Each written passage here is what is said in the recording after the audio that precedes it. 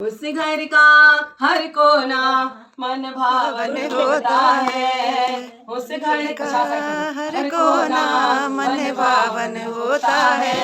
संतों के साये से घर पावन होता है। जहाँ सतगुरु आते हैं देवी देवता आते हैं। जहाँ सतगुरु आते हैं देवी देवता आते हैं। बिन मांगे ही सबकी झोली भर जाते हैं। बिन मांगे ही सबकी झोली भर जाते हैं। उस घर में खुशियों का सावन होता है। उस घर में खुशियों का सावन होता है। संतों के आंगन से घर पावन होता है। संतों की नजरों में होता है बड़ा कमाल। संतों की नजरों में होता है बड़ा कमाल। दुख भाग जाते हैं कर देते मालो माल। दुख भाग जाते हैं कर देते मालो माल। संतों के आने से कोई कारण होता है। संतों के आने का कोई कारण होता है। संतों के आने से घर पावन होता है। संतों के आने से घर पावन होता है। मेरा योग मेरे घर आया मुरादा वाली रात आ गई। मुरादा वाली रात आ गई। खुशियाँ की बरसात आ गई। मुरादा वाली रात आ गई। खुशियाँ की बरसात आ गई। वो मेरा योग मेरे घर आया मुरादा वाली रात आ गई। मेरा योग मेरे घर आया मुरादा वाली रात आ गई। हसदा हसदा वेड़े वड़िया। हसदा हसदा वेड़े वड़िया। वो मैं पुछया जन किधरों चढ़िया। मैं पुछया जन किधरों चढ़िया। मैनू हस के गले नल लाया मुरादा वाली रात आ गई। मैनू हस के गले नल लाया मुरादा वाली रात आ गई। मेरा योग मेरे घर आया मुरादा वाली रात आ गई। मेरा योग मेरे घर आया मुरादा वाली रात आ गई। इस दे हुसन दे अजब नजारे। इस दे हुसन के अजब नजारे। इस दे दीवाने वो ये सारे। इस दे दीवाने वो ये सारे।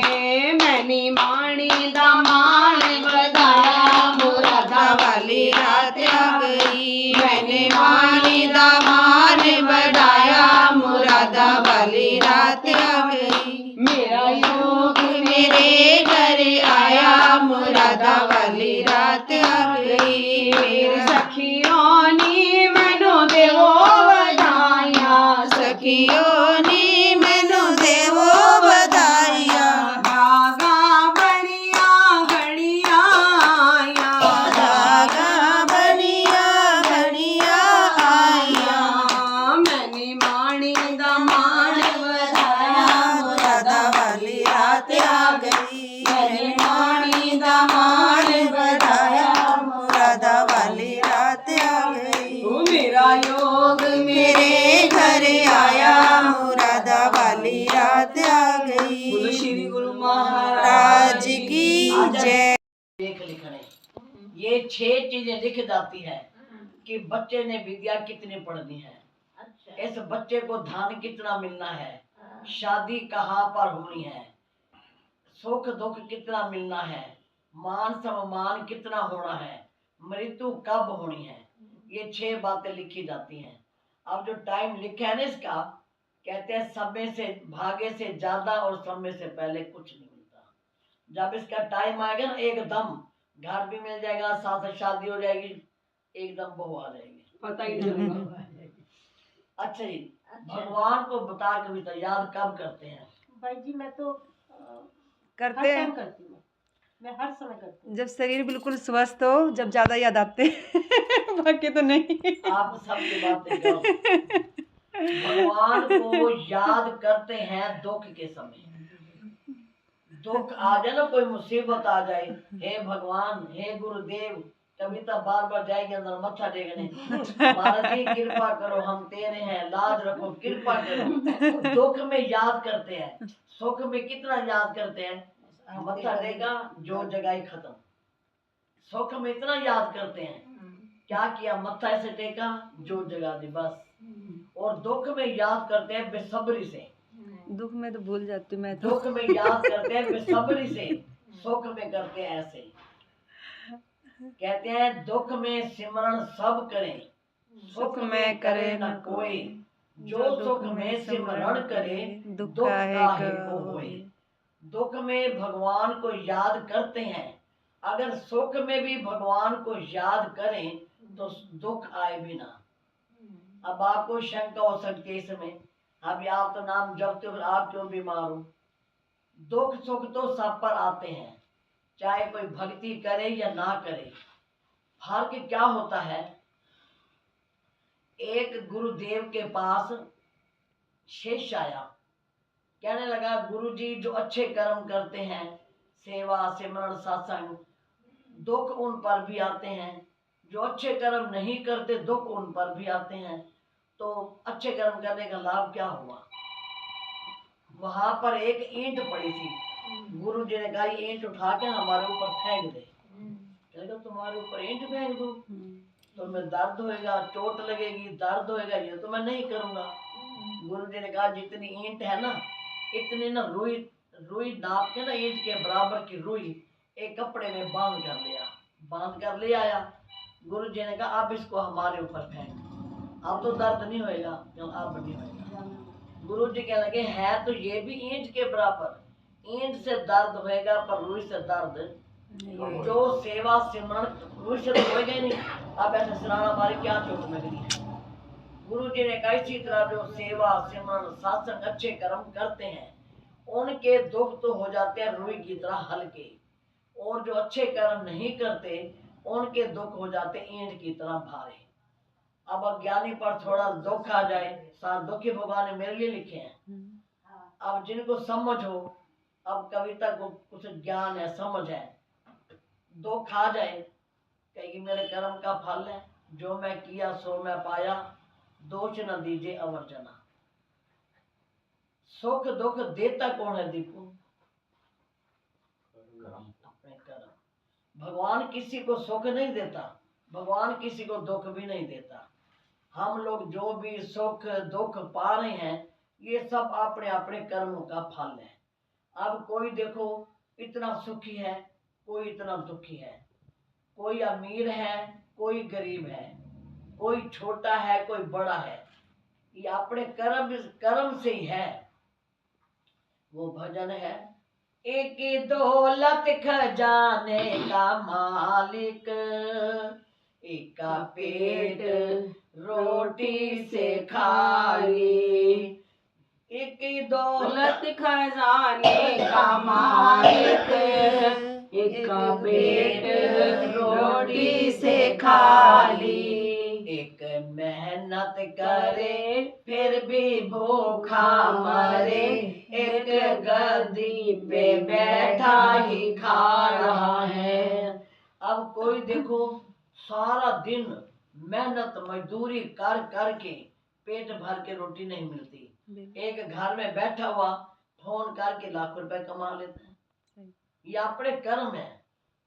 एक मेहनत करने के बाद भी पेट भर के रोटी नहीं मिलती, एक घर में बैठा बैठा फोन करके, वो आजकल वैसे ऑनलाइन है, ऑनलाइन में कितना पैसा कमा लेते हैं। ये सब अपने कर्म है।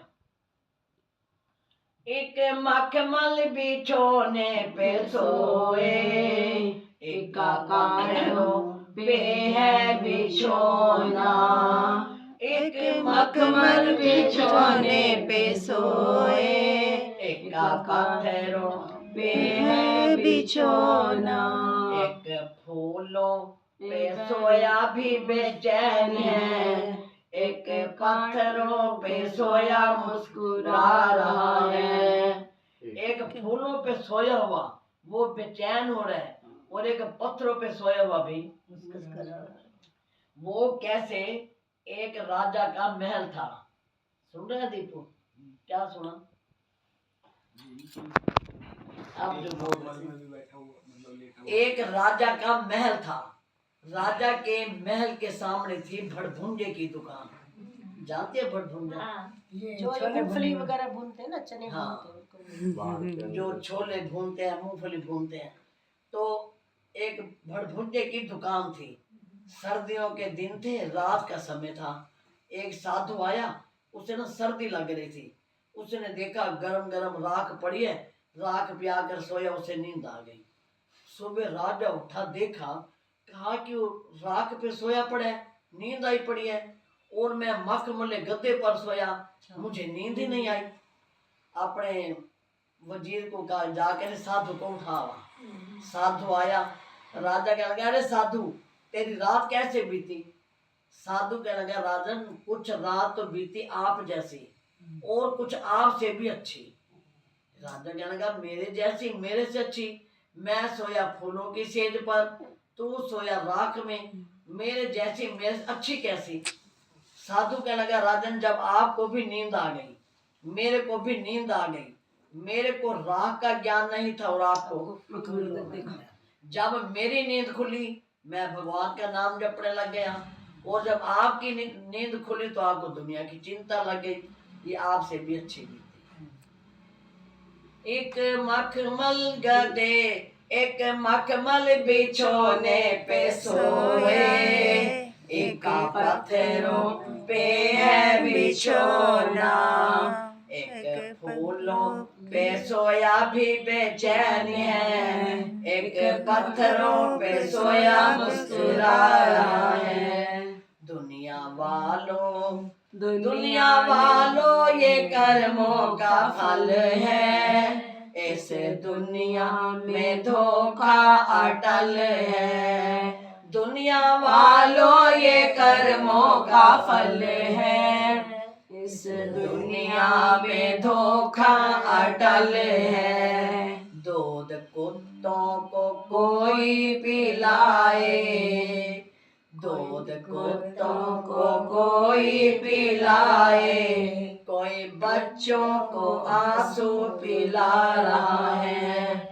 मुझको समझ में ना आए, प्रभु जी तेरा न्याय, ये क्या गुल खिला रहा है। मुझको समझ में ना आए, प्रभु जी तेरा न्याय, ये क्या गुल खिला रहा है। दुनिया निराली सराए, मुसाफिर कोई आए, कोई यहाँ से जा रहा है। अब कई देखो घर में कुत्ते रखे हुए हैं, कहते हैं बाजी किलो दूध रोज पीता है, बादाम काजू खाता है, सलाद खाता है, फ्रूट खाता है, रोटी खाता भी नहीं। हम बेंगलोर गए हवाई जहाज पे, एक कुत्ता हवाई जहाज पे बैठे, हमने कहा ये कुत्ता बढ़ के हवाई जहाज की सैर कर रहा है, और कई देखो रेड़ियां बुकियां चलाते हैं खींच खींच के।